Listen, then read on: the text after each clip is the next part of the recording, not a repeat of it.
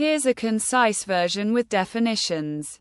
Anatomy *. Study of the structure and organization of living organisms. Physiology *. Study of the functions and processes that occur within living organisms. Key concepts *. 1. Homeostasis, balance maintenance. 2. Feedback mechanisms. Regulation. 3. Hormone regulation, endocrine system. 4.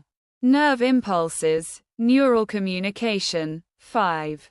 Blood circulation, cardiovascular system. Main body systems * 1. Nervous. 2. Circulatory. 3. Respiratory. 4. Digestive. 5. Endocrine. 6. Muscular. 7. Skeletal. 8. Integumentary. 9. Urinary. 10. Reproductive.